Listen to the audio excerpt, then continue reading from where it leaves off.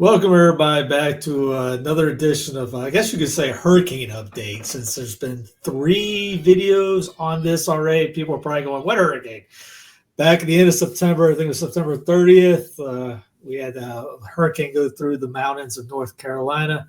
Obviously, Florida, Georgia, South Carolina got hit pretty good, but the big one was North Carolina in the mountains. And usually, if you lived in Florida, it doesn't take that long to rebuild. Here, it's going to take probably about 4 or 5 years. And to explain a little bit more about that and showing what they're doing is Jason Murphy, Martyrs Walk, who just got their 501c3. We've had him on before about this exact topic. But anyway, welcome back, Jason. How you doing, man? Hey, Steve. Good to be with you again. And, thanks so much for helping us catapult. When this all went down in October, getting word out was paramount. And it's been just an amazing, couple of months now already. And just being a part of such something I'd never done before, hadn't really anticipated, really wasn't on my bingo card from that perspective. But being a part of that it was amazing, to be up there and to assist. And now springboarding forward and hoping to continue assisting, the folks of Western North Carolina, and, who knows what's next. Yeah, it'll be 2 months and a couple days, actually, since we're recording this on the 26th of November. And usually you never hear storms of like, hey, yeah, still 2 months later, you're still hearing about rebuilds. If you're locally, maybe you hear that, like the coast of North Carolina, coast of South Carolina, something comes through. Local stuff, you'll hear some things here and off. But this is getting to the point that there's rumors. I mean, there's people not getting homes. It's going to be about 20 degrees in Charlotte next week. So think about 55,000 more feet up in elevation. They're talking maybe single digit zero, and they're living in tents. There's a report, something about a lady fending off a bear in her tent because she was cooking food for her kids, and a bear decided to come by. This ain't camping. People go camping up there, but this is a different version of camping. And how many thousands of people are still living in tents? And I think they had a foot of snow just the other day. Most people have forgotten about these guys. Yeah. I mean, when we first went up there, I mean, we had seen some of the news reports, some of the, more dramatic footage. And so we weren't really knowing what to expect. It all came about because a couple of guys, through the Martyrs Walk, thought, let's go up to the mountains, provide some relief, maybe bring some water, some chainsaws, and, raise a little money. So I don't think anybody anticipated, at the end of the day, we would have been up there for, some of us almost a week, and help mobilize, probably close to 50,000 pounds of primarily donated supplies. We anticipated just raising a few $1,000s, getting some bottled water, some different things to help out with, some canned goods, dry goods, whatever. But then the amount that, once word got out and we kind of got up there and saw what was going on, our initial batch of supplies weren't even distributed to the place we were going, because the day that we got there, which I think was day 7, FEMA arrived within 30 minutes in their first Chinooks with MREs and water. So thankfully, a great experience. As soon as we got there, we got to assist unloading those helicopters, and and then that distribution point, which was set up by Preparedness Consulting Services, Candler, they had a really great hub set up at that point. So we did our best to facilitate them kind of get up and running. And then within by that following Monday, I guess we went up maybe on that Thursday, Friday. By that Monday, we ended up going into Fairview, which is like 30 minutes down the road. So we took all the supplies that we had initially brought up there and thought we'd be supplying this one location with, and we ended up starting a new distribution point there at the Turgua Brewing Company, where we were kind of based out of there. for that new location. And at that point, we started getting, inundated, and calling, I don't want to say inundated in a bad way, but just in such a great way from people all across the country, wanting to help, relief. And, we were sourcing everything, Steve. I had a couple of the funniest things, it's funny, but it was used, for serious purpose. People wanted to donate pack goats to help people get out or get materials or, or whatever. So we were all, beating the bushes, trying to find out where, the pack goats could be sourced. We had someone who wanted to donate 100 pounds of freeze-dried breast milk.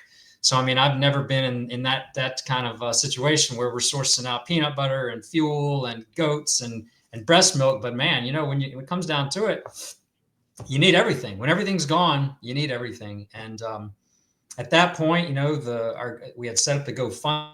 I think, we had kind of kicked off when you and I first spoke right before we went up to the mountains. And then that went from, I think, $1,000 on that initial couple days before we got up there to $100,000 by that Friday. And the folks who were meeting and the supplies that were coming in, it was amazing. That's this effort that was really starting to take place. And somehow we found ourselves in the midst of this.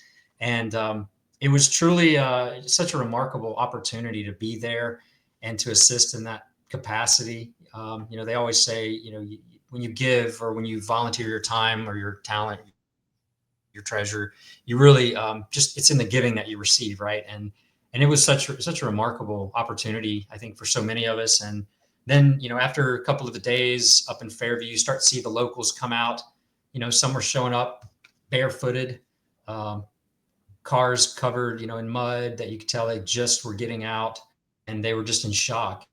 And we were asking them, what can we help you with? How can we help you? Like, I don't know. I lost everything. I don't even know where to begin.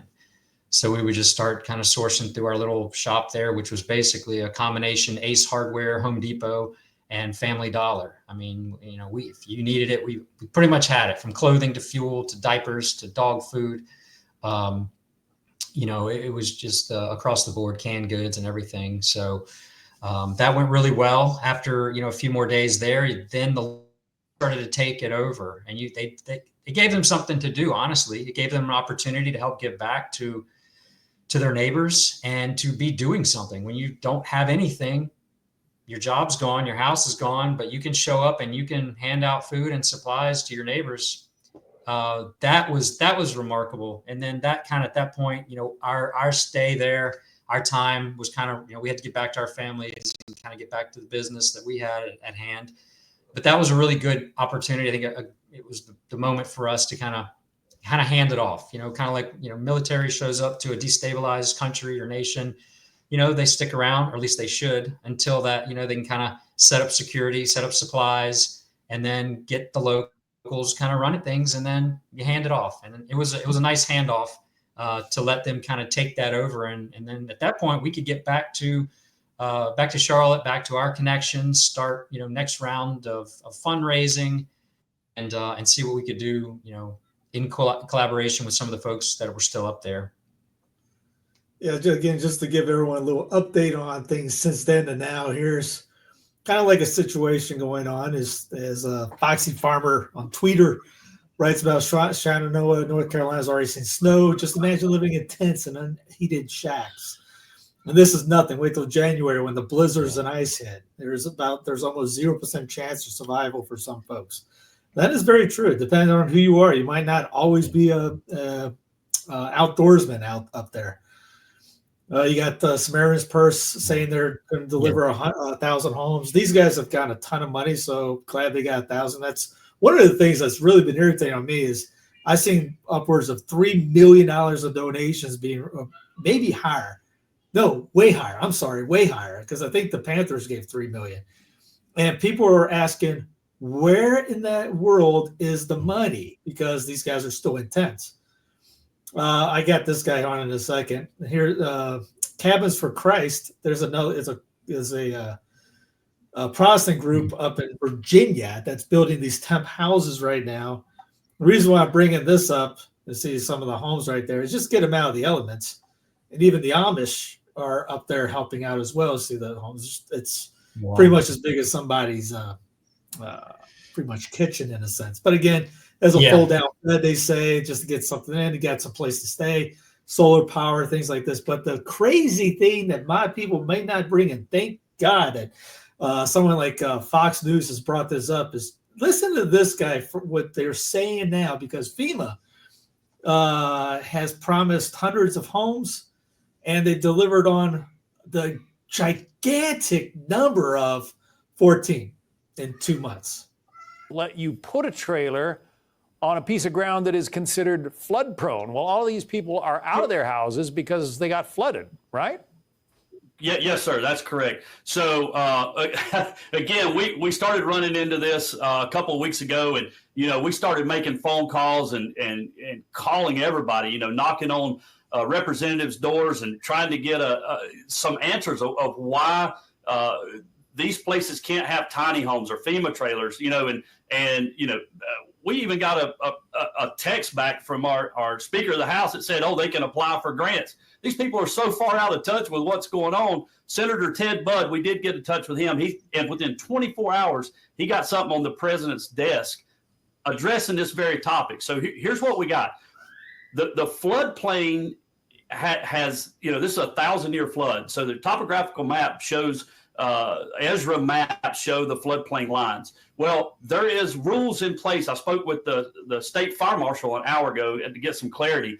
There's rules in place that say that you can't put these trailers on floodplain property. Well, everything up there is now considered floodplain. And what a lot of people don't understand is the rivers that were 100-foot wide, now they're 600-foot wide in some places. So people not only lost their homes, but they lost the land that their homes were on. It's down to bedrock. So So it goes on for, it's like a 6-minute clip. And again, you can hear the guy interviewing from Fox going, can't believe this is going on. So we talked about a couple of months ago, I know I brought it up and other people have, that this was a potential land grab. And you just heard the guy just say they lost their property because they're not free enough in the land of the free to put a home like those tiny homes or a FEMA thing on their own property now. They got to live in a tent. So again, what guys are doing, reverting, again, the Martyrs Walk is a local group here in North Carolina. He's Charlotte-based. But there's a couple of local guys, and everyone's like, hey, I don't want to donate to these big dogs. I don't want to hear. Where can I go? And again, here's a group that are here, and Jason's talked about eventually getting into the home building thing, because it does take some time. It does take some money. It does take contractors and things like that. Now we got to deal with these stupid laws that they're hoping they can get. Hey, can we at least delay this stuff for some common sense?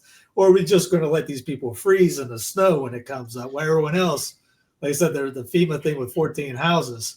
The lady that came up with that, the lady's in charge, is living in some kind of nice home. And they showed the photo of it, she's living well to do. And the vouchers for the hotels are coming to an end too. So you got that starting up soon.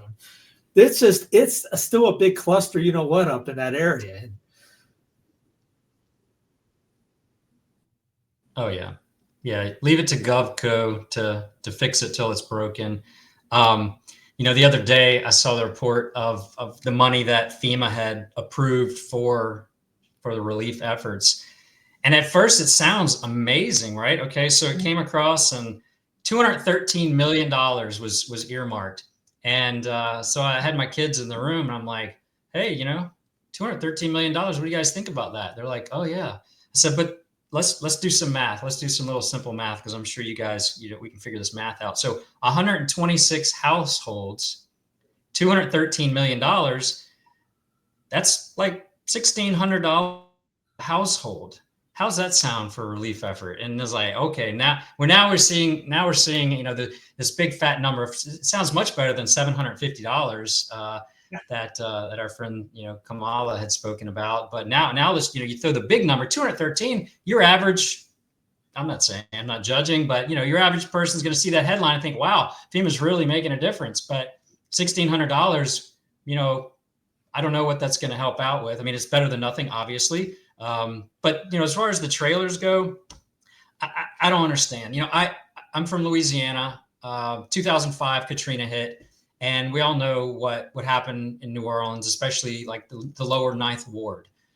It's gone. You know, I happened to take my kids down there actually the week after I came back from the mountains to visit family, and I took them to the lower Ninth Ward because I wanted them to see what happens when people can't afford to build back, or there's potentially other agendas at play.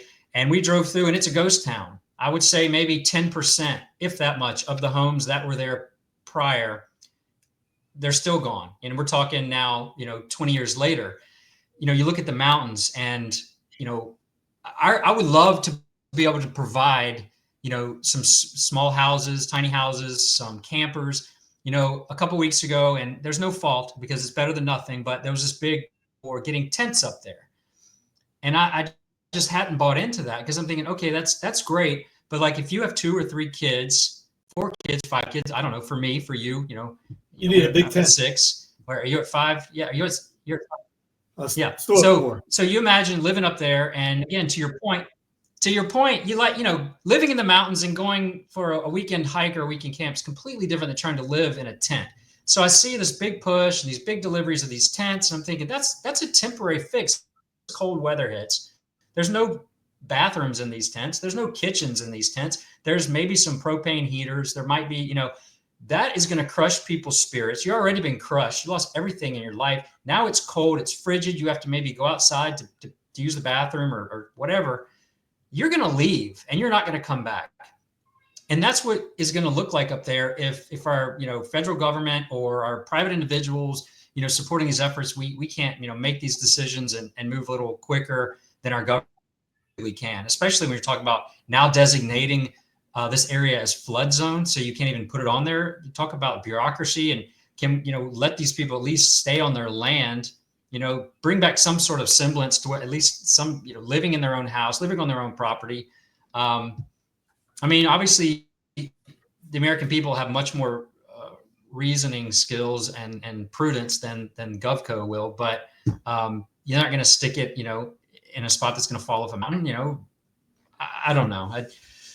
Give the power to the people to make these decisions, and Well, speaking about just exactly what you said, here's a report with interviewing a lady in a tent. Matthew, Hannah, this is already a tough situation. Many have told me they didn't get the help they expected from FEMA, whether that's a longer hotel stay, an RV to stay in, or just some extra money to offset things. In fact, one woman says her stay at a hotel by FEMA has run out, and now she's moving into a tent with her 2 kids until her home is rebuilt.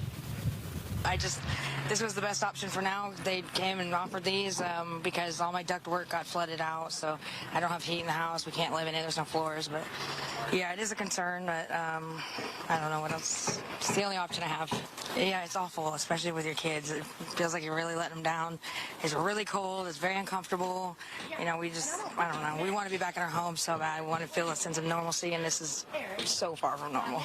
Yeah, it's bad. Yeah. Helene damaged a large stretch of this Swannanoa area, and many homes are considered uninhabitable. So people that are staying in RVs are oftentimes in their own backyard. Their cars just sitting broken along the road. A volunteer from Savage Freedom's relief operation says he wants to get more people in RVs, but they just don't have enough. It'll hold up pretty good. Obviously, the capacity of it's super small, and the burn will be based on what type. It goes to your point. Imagine a family of 4 trying to stay in that for 2 months. Wood and stuff you put in. With the weather coming in as quick as tomorrow until we can get them in something better, we got some hot box tents set up with some wood stoves inside of it. For a temporary fix. These things are actually pretty incredible. Obviously, it's not a long-term setup, but it definitely does the job. It's a winter setup. These stoves will run them out of there. Love the no smoking sign, but that thing right there, if I can get a picture of that. I don't know if people know about the mountains in North Carolina. The winds get to hurricane level a lot of times. And they're looking at, again. Yeah, now you're talking about frostbite. and all sorts of other issues that may come along with that. You know, if some heat goes out in the middle of the night, tent blows over in the middle of the night, you don't have a vehicle potentially, you don't have a way out, you know. And I don't know what the condition is of the trailer behind her. She said the ducts aren't working, but you know what? Hey, is it going to collapse? I mean, who gets to tell somebody you can't live in this thing? Again, most of the photos you've seen are pretty bad photo. The houses are pretty bad. I mean, to that point, when you get to that point, if it's 10 degrees and 50-mile-an-hour wind, maybe some rain or maybe some snow, whatever's going on, blizzard going up, that tent or that house. Now you're risking who knows what's in the house, maybe asbestos, whatever, mold. So this reminds me of another Gulf Coast story. I got another Gulf Coast story here for you. So my son and I, we decided to ride out a hurricane a couple of years ago at the coast, North Carolina, Isius, I think. It wasn't much. It was like a 1/2. I'm not going to put my son or myself in any danger, but I did grow up in Louisiana. I've ridden out a number of hurricanes and tornadoes, and so I'm going to use judgment, reasoning. So we ended up staying, and it was you were Lieutenant Dan. Yeah, you're out there going. There you go. Yeah, that's right. Yeah, sitting there in the harbor there. No, so we rode out the hurricane. The next morning, I guess we were in the eye. We wanted to go out and just kind of see, survey some of the flooding primarily. There was really no catastrophic damage at all. I mean, we didn't have any issues where we were. So we drive out. We drove through some moderately flooded streets. I would say maybe 16 inches to 18 inches. We're in an elevated Tahoe. We're good. We're taking it easy. We're not flying through. They're just going to go survey the rest of the island. If there's anything that's going on, maybe we can assist with. So coming back, the police have the same exact road that we just passed through maybe 10 minutes ago. They've now got it blocked off. And they're like, you can't go through. And I said, what do you mean? Well, our house is like 2 miles away. She said, well, because of the floodwaters. And there, of course, there was a little small BMW convertible, stuck in the floodwaters at the lowest part of the island there. And she said, you can't go through. You have to go and park at the food line and maybe stay at one of the local hotels. And I said, that's insane. That's insane. It's tornado warning. The backside of the hurricane's coming, but you're telling me I need to go park? I said, no, that's unacceptable. I said, how about this? I'm going to park my car right here and we're going to walk because I'm going back to my house. And so GovCo thought it was a better idea for my son and I, instead of driving through the 16, 18, even 20 inches of water to get back to where we were, was to walk through. Now, it was getting higher at that point as we debated with her. There were sewer caps that were floating off there, so we had these holes. There's electrical boxes that were now beginning submerged. There was a tornado warning. Shingles are flying off the roof. It was a much better idea for us to walk through because that was a much safer bet by GovCo to make that call. So it's kind of like, I just say that because it kind of resounds with me like, no, it's better for you to stay in these tents because you're now in a flood zone. So we can't put you in a trailer that may or may not at some point flood away or whatever. We'd rather you risk frostbite or exposure or these tents burning up when they blow over in the middle of the night. I don't know. It's crazy. Well, like if I would have played maybe I get some out the area to which they would have a change of heart. One of the stories that I've heard is that, volunteers such as yourself were shuttling supplies up to the hardest hit areas. We had one of our pilots had flown a mission up.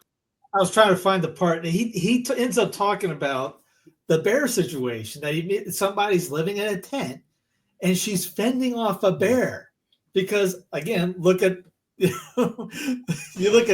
Obviously, it's not a long term.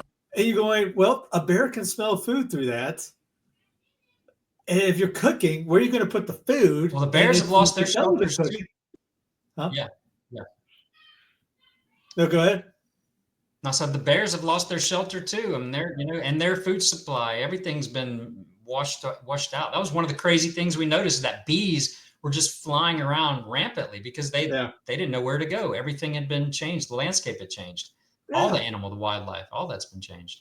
If you're, and like you brought up camping, if you're going camping, it's one isolated area. You might have some food, and you got all the stuff you're bringing. You dig it wherever you got to put the food, the remains at. You can do it. If you're in a storm, colder than you know what, trying to figure out how to. You're now going to the bathroom outside. You're living in your own feces almost, depending on how far away you go. But then your food's out there. Of course, you're going to have all these bobcats, bears, whatever coming. And you're probably not having a shotgun inside the darn thing around your kids. You could, depending on who you are, maybe. I don't think that lady is. No. Yeah. I mean, that was when that was one of the things I thought, okay, well, as we start getting closer to the winter months and, here we are, that was something we explored, let's find something that's more sustainable, a camper, maybe these tiny houses. But honestly, we out of the now over $160,000 through the GoFundMe. I mean, we've already donated back, well over half, maybe even more than that. And, we're trying to, we did try to source out some campers. You run into some complexities. I mean, if, you have to figure out are they temporary, how they're titled, because a lot of these folks, they don't have anything. So you're talking about having to title them, then you have the insurance. There's just, I don't know what the answer is. Obviously with a trailer, a FEMA trailer or something of that nature, it's kind of, all on board. Your heating source, you have a kitchen, you have a bathroom. So, I would love nothing more than to be able to find, we've reached out to Winnebago. We've reached out to some of the larger companies, say, hey, like if we did some sort of wholesale pricing, would you be willing to do that? Didn't hear really much about that. They gave us some contacts on some actual RVs, which and not the trailers, not like the pull behind trailers, but I think that's probably more difficult. That's very costly. But just some travel trailers running maybe $15,000 to $20,000 seems to be about what the going rate on an average. Maybe I don't even know what size. I would say 18 foot, 22 foot, something like that. So, if we could get a round of those, find someone who's kind of up there, because of course you think of, okay, well, get trailers. All right. Well, then you got to transport the trailers. Well, then you got to find a spot to put the trailers. Some people have donated land. They're like, oh, well, you can put, on our land. Well, I think people really want to stay on their property, or at least near their property, because if, again, you're just going to stay in someone's field and some trailer with, I guess you want to stay in the general area. It's just, there's a lot of coordination that goes behind that, so the government, of course, that's what they've kind of done, they're good at that. So let's get some trailers up there, or get some donations, and someone who has some logistics coordination. Let's find out how to get them delivered. I'm sure if you find a used trailer lot somewhere, they're gonna they're gonna sell multiple trailers. They'll probably assist in getting them up there and deliver them for you. But there's just, I think that's more sustainable. I think the tents are short-lived. I think that'll get them out for a few weeks, and then they're just going to be, heaped up and not for the long term. I can't see that helping. And, plus. And the guy was talking about the heater. While someone's trying to rebuild, they have a more permanent, they want to stay there. These folks are. No, exactly. Well, the guy was talking about the heater because you have to go out and get the wood for it. And that wasn't a gigantic wood stove. You had to go out and get the wood and break it down to really small pieces to get it in the darn thing. So now you're talking, you got to have the equipment to be able to axe or shot, whatever, to get the wood small enough to think about the sleep, man. Just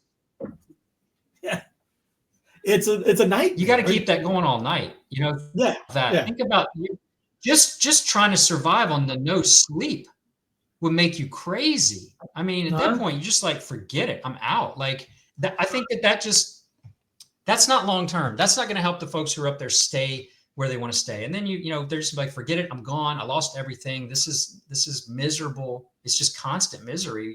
There has to be a longer-term solution. And I think honestly, the trailers, that's how it's, I think that's going to help people stay there. Now that's a lot. It's going to take a lot of funds to how many families can you really assist? You have $100,000 and you can get 5 trailers. I mean, that's 5 families, I guess, before that didn't have them. But you're talking hundreds of people, if not thousands, still without homes, that have lost everything. It's remarkable. What's There going is on a out I there. I saw don't a think group people that realize is it. donating The news trailers. cycle has And, shifted. I'm sorry. I did see a group that was donating trailers, but again, like you said, one, the inventory. How many of those do you have to give away? How much does it cost? And how many people? Again, the scale of the people, and that's why those one guys, it's Cabins for Christ, are making these little tiny things. Again, that's a band-aid over a shotgun wound. So what is a tent? Here, let me put a little piece of cloth over the shotgun wound. Let's see if that works. Food storage. You mentioned no sleep, where they put in the food in these tents. Again, they got worried about bears. Yeah. You go up to St. Elizabeth on the Hill in Boone, and it's the Catholic church up there, and you'll see the trash cans that are out there, and they're chained down. They're chained in, and it's not like because they're worried about tipping over, and they don't want the bears to get into the trash. So now you're living. How many people are living, like I said, in tents with the food out? Maybe their food storage outside. Again, lots. Where's the money going? Again, it goes back to that. How many hundreds of millions of dollars been donated, and we're still in this situation? And 14 trailers for FEMA. People in that, you got some guys coming out. The Amish are helping. You got you guys. It's not like we have a ton of people helping out our brothers up there. And it's going to fade. It's going to continue unless there's folks out there still talking about it like we're sitting here doing. Things move on. Cycle moves on. Political, election information and news and Russia. There's just so much, going on out there that's going to get broadcasted. That unless folks continue to rebroadcast what's happening out there, it's going to be pretty hopeless for trying to salvage some sort of way of life for the people of Appalachia. And that's part of the reason, as we grew our fund initially, I decided, let's go ahead and get the 501c3 because, this has, like you said, we're 4 or 5 years away from any sort of normalcy. So we filed for the nonprofit status, the 501c3. So I'd love to rebroadcast or, reinitiate another round of funds. And really, if we can, get some sort of response, another $50,000, another $100,000 that we can get some trailers because we've written a lot of big checks. We've helped people put in, materials back into their house. We've donated to certain churches. We made matching challenges to a couple of churches here in the area because the parishes are still, they are adopting sister parishes up in the mountains. So, the Martyrs Walk has opted to say, hey, we'll challenge, this parish to $20,000. So if the parish can raise 20, we'll match their 20, and then we'll give it to the church up in the mountains and see where it can go. I mean, those are, I hate to say, but those are drops in the bucket. Those are great. Those are going to offer some food, some supplies. They might help get people some drywall insulation. We've done those things too. We've sent materials up to folks who haven't necessarily lost their entire homes. They've been gutted because of the flooding, but you're talking folks that are now living in tents because they have no other option. Like I got a message from a lady today. They've lost everything, and trying to figure out like what next steps are. 3 kids and my mom and a dad, and basically the waters rose in the house, and finally they had to fight their way through waist deep water with a 1-year-old and 5-year-old and a 70-pound dog and a mother-in-law, and they finally got to the vehicle and were able to at least get to a little bit higher ground, but everything got washed out. And that's just one story. There's stories. Every day I get an email or a message about another family that's lost everything. That's just like living in a tent or, just displaced or living in some molded out house that, is just been washed out. That's all they have. I don't know. It's not an easy solution, but there is work to be done. And, we can only, like my dad used to say, how to eat an elephant one bite at a time. And so you just buy these little efforts and these little fundraisers, and we do them here, and, folks, wherever they are, raising them, and Cabins for Christ and, Cajun Navy. I know they try to, they've delivered a few trailers, but the efforts of the private citizens, just completely shadow, efforts by our government, unfortunately. Hopefully that's changing, hopefully that things will, amp up and enough noise will be made and the squeaky wheel will get the grease. But nobody's going to be crossing their fingers on GovCo coming to save the day. You know me, I'm one of those that says, to tell the government to go pound sand, we can do it ourselves. So again, that's what Samaritans, Catholics for Christ. You don't have to have Big Daddy to tell you that you can. Hey, please, government, can I not freeze tonight? No, it's the spirit of human will to be able to build your own home sometimes or help each other. I mean, Christ didn't say, blessed are those that let the government help out for you. It's it's the charity of ourselves. Oh, exactly. So tell you got the just have that 501c. hope. Yeah. Well, you got the 501c. I know you've done checks to the Catholic churches up in the hills up there in the mountains. You got the diocese is doing the sister thing. I know you've mentioned to married parishes that y'all will double the donations from each parish. And again, you got the 501c. So if you go to martyrswalk.com, click the donate here thing, it'll take you to the GoFundMe. Now, this is pretty much the same as it was a couple months ago. We haven't pushed it in a month or two, but still, I mean, if you want to go there, you go to Martyrs Walk to go GoFundMe and click the donate button. You know how to work GoFundMe, everyone out there. So anything you want to tell them about the new 501c? And if the other folks, that's right. Yeah, we've also got the Martyrs Walk Fund website. And so, I know a lot of folks, they're not big fans of GoFundMe. So we are using Zephy, which is a no cost payment processing. And, when you donate through the Zephy, you can choose how that, those funds will go to Hurricane Helene. Of course, you can go to like the general fund and also to sponsoring guys for the Martyrs Walk, because obviously it all started with the Martyrs Walk, and which is a Catholic men's boot camp / retreat that really kind of helped move men back to back on the field, away from the sidelines, living their faith fully, setting an example, leading their families, leading their churches, and by God, leading the world. I can tell you that what we were doing up there, we were working with a lot of non-Catholics, and more than one time we were told, you guys aren't like the Catholics we're used to. You guys are different. And we said, yeah, we absolutely are. We're out here, we're living our faith, we're practicing what we preach. And that goes a long way. And that opens up a lot of conversations, and that's what it all boils down to. At the end of the day, it's about discipleship. And, what most non-Catholics believe Catholics are is because of what Catholics have done to ourselves. We've shot ourselves in the foot, stepped away from our faith in action. We're ashamed of it. We're ashamed to wear it on our sleeve. And that's one thing you can't fault the non-Catholics. They will certainly pray with you. They will let you know how they believe, and what they believe. And it's time for Catholics to reclaim that. And through those efforts, that is where true discipleship lies. And that's when you can begin to really help people see, like, oh, well, there's actually a lot more to Catholicism than I ever thought.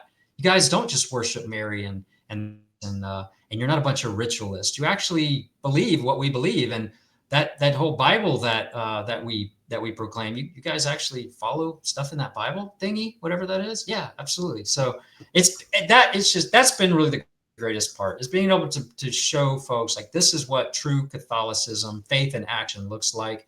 And if we can make a difference corporally while we're making a much bigger difference spiritually, then at the end of the day,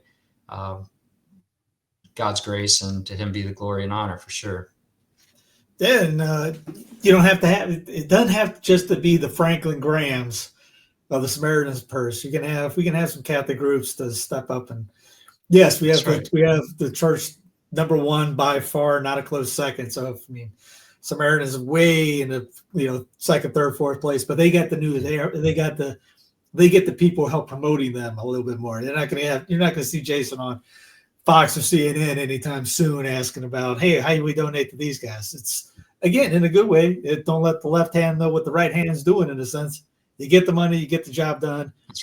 The people going to help out. Maybe I mean, we got another. I mean, a big point to that is the Lepanto Institute. You know, during the hurricane relief efforts, while we were up there, someone sent me a message, said, "Hey, you guys, you know, are listed as one of the trusted charities for hurricane relief." And I couldn't believe it. I looked on there and I looked down, I started scrolling. I saw Samaritan's Purse. I saw Cajun Navy. I saw Operation Airdrop. And then I'm like, wow, the Martyrs Walk.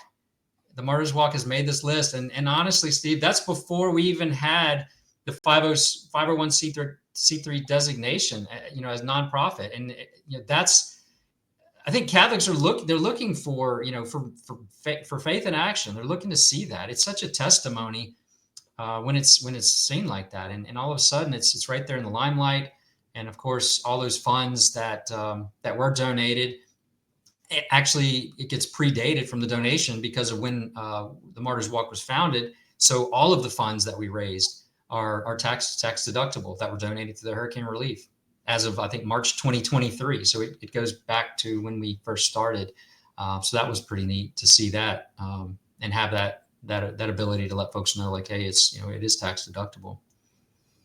Very good. So I know you got other pretty programs coming on with with people reaching out from the channel, which that just shows how great the channel is. As if other people have reached out to you from the last videos of, hey, I want to help this way, or there's been big groups that want to come up and help with just toys or something. Nothing is too small. So it's fantastic what you told me.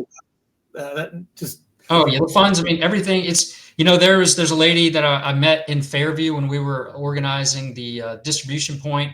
At that point, I was kind of debilitated. I was having some issues with my back, and we were getting so much materials. I had no idea what to do with it because we had it somewhat organized, but then truckloads upon truckloads were showing up, and I had no idea. I was kind of there by myself at that point, and I didn't know it was just going to become a mess. And that's, you know, that would have been a bad thing, because then you just show up and you just don't know where to look for stuff and where it is. But this lady, Teresa Bain, and her husband, they showed up, and she's like, "What can I do?" And I said, "Well, if you could help me get this place organized, that would be great." And she did. They went to work.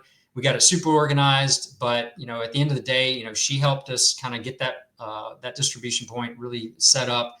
And then we've stayed in contact, and she's been remarkable. She's been in contact with the schools up there near Old Fort and I think Marion. And through some of her efforts and her contacts, she's like, we got to do something for the kids for Christmas, you know, because at the end of the day, it's paramount to get houses rebuilt and homes put back together. But we want to make sure that like what Christmas is, and it doesn't get lost in the shuffle. So she thought, you know, let's put together some goodie bags, some, you know, just some school supplies, maybe some nativity coloring books, just to remind them, some candy canes, you know, some symbolic Christmas items, things like that. So we actually donated, and we were providing Christmas gifts for, right at this point, about 700 kids, elementary school kids in I think 2 or 3 schools. So I think there's the potential we could actually reach out to 100. It's about $10 a child to put these bags together. So that's another, you know, yes, we want to put people back in their houses. Yes, we want to, you know, provide food and shelter and all these things that are necessary, but we also want to make sure, like, the children aren't so traumatized. And if one of these little gift bags can help them make it through some very difficult times and have some joy and some hope themselves, then it's wonderful. So, you know, we have so many different ways that folks could donate and what it could go towards. So just really honored and blessed to be able to be a good steward of those funds and help them get into the hands of folks that need them. Oh, fantastic. Yeah, no, again, if anybody wants to help out, go to themartyrswalk.com. Is there a contact on the fund page too? Yeah, so the martyrswalkfund.org or .com, martyrswalkfund.com. There's contact there. There's a link back to the Martyrs Walk. You can find out a little bit more about what we do, you know, as far as the Martyrs Walk event itself. And then it'll link back. So themartyrswalk.com. And we're, of course, on Instagram and Facebook at the Martyrs Walk and at the Martyrs Walk Fund. But we'll just keep doing what we can do. And I mean, funds come in all the time. I mean, just yesterday I had another $1,000 gift come in, And so we'll put it right back into another family's hands, or another rebuilding effort. And if we can push this thing, I'd love to move the needle on this GoFundMe back up to $250,000 and be able to donate 5-10 trailers to families that are just struggling, because that's where it's really going to make a difference for sure. Yeah, and even I think even those homes that the Amish or Cravens for Christ are putting up, that's still $3,000 to $5,000 each.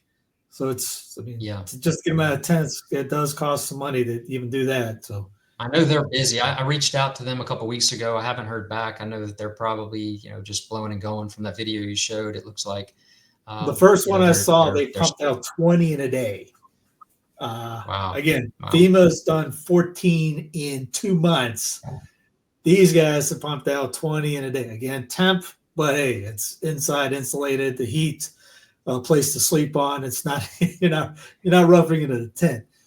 Thank you, FEMA, for not doing anything. Another great thing people can do if they can't donate, of course, obviously, above all, pray for God's will, pray for relief. But it sounds great. Raise X amount of dollars, buy X amount of trailers, but then you have to figure out where these trailers are going to go. That takes time. You got to have connections. You got to have boots on the ground. You got to find family that actually is one of those people living in a tent. So when you're not living there locally, you really have to depend on folks up there, which we've done. We've reached out. We're constantly reaching out, trying to find out. But if you're out there hearing this and you have connections or know someone up there that's living in a tent, it's that much easier when we have an address. When we have a name and an address, boom, we can work towards that effort. Say, hey, let's get 15, let's get $20,000. Let's earmark it. Let's deliver it. Let's get it up there next week, because it's only getting colder. Yeah, like you said, this weekend it's going to be in the 20s in Charlotte. So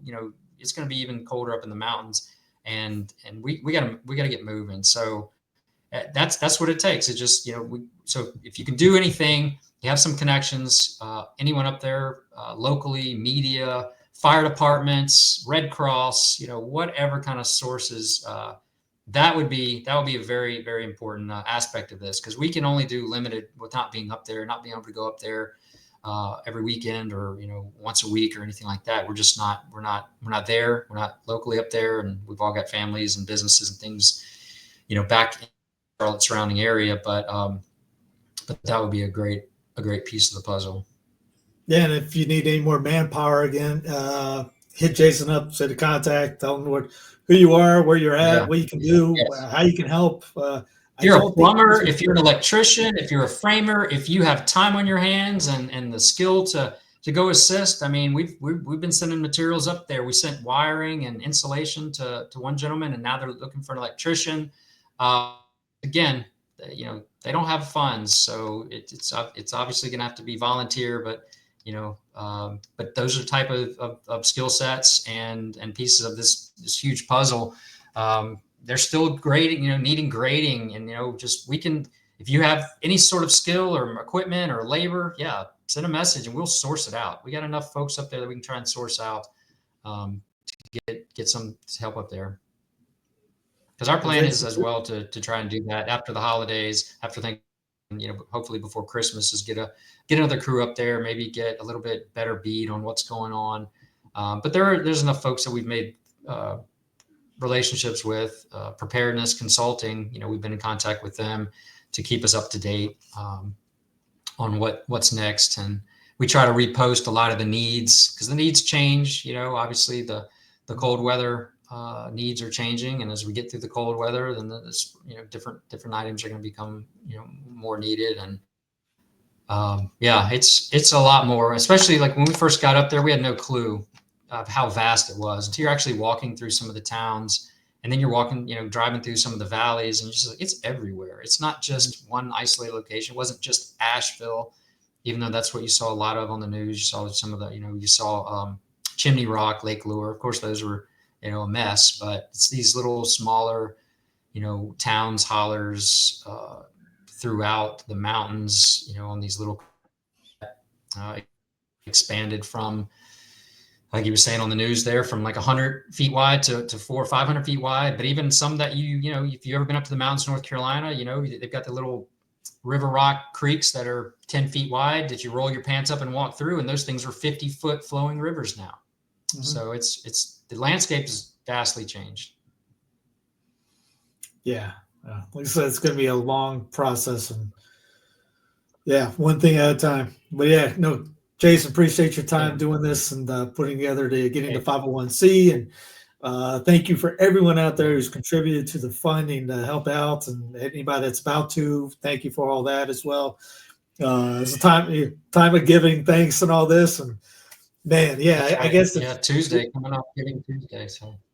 And then what better thing to help out your fellow man than something like this? I mean, again, pray for their conversions to the true faith as well. It's not just helping that, but hey, when we went missionaries back in the day, you had to take care of their bodies first, take care of the health first, and then you were open to listen to what you got to say. You didn't just go up there and start preaching to them while they're freezing and starving. You had to, take care of them first, and then you were able to open Grace up. builds on nature, right? Yeah. Yeah, grace builds on nature. Well, the links will be underneath in the show notes again. Just look underneath the box. You'll see the show more. Bada bing. You had it. Hit the links. Send Jason a note. And man, no, appreciate your time. We'll do it again just to give an update on people. Don't expect the next update to be just as not saying dark as this one is. I mean, we're trying to change it slowly but surely. But these guys, next week it's going to be bitter cold up there. So jackets. Whatever you can think of to help. I know the local Byzantine parish here is only got 30 people, 20 people in it. They're doing a jacket drive just to get up there for people. And again, you think about in the big picture, it's a pebble in the water in a gigantic lake. But every little bit, it's kind of like that line from For the Love of the Game. A lot of mini bottles equal a big bottle. So a lot of little stuff will equal up a big help. Yeah, for sure. I know the Knights of Columbus, they do a big jacket drive. So if there's anybody out there that's associated with the Knights of Columbus, I know they do like a Coats for Kids, and that's great. It's very worthy. But the kids in the Charlotte surrounding area, I'm pretty sure the vast majority, if not all, do have a warm house and probably will get by with even an old jacket. So if there's some Knights of Columbus guys and groups out there that want to shift some of those resources and do some Coats for Kids up in the mountains, I think, there probably are some, I would hope, and I would imagine Knights of Columbus is very involved. But that's, ideas like that, shift some of those fundraisers, some of those food drives from, local that, not saying they don't need them as well, but when you've lost everything and don't even have a house to go home to, it's much more needed for sure. A thought came in. I went to Goodwill about a month ago to drop off some clothes like that to see it because I knew they were bringing stuff up. They stopped after about 3 weeks. So it's don't think everyone like not Red Cross, but Goodwill or I can't remember the other ones that do things like that. Salvation Army. But Salvation Army. Most of these guys have stopped doing that. So it's going to be the local groups like Jason and Mars Walk and other people like that doing it, Knights of Columbus. So don't think we got a gigantic group of people all over. Oh yeah, the Goodwill's doing this, Salvation Army doing. They stopped long ago. So it's very small group of people now helping out. Yeah. Anyway, Jason, thanks for your time, man. Again, awesome. People just hit up his links. Thank you, Steve. Yeah. Thank you for all you do. All right. God bless and happy Thanksgiving to you.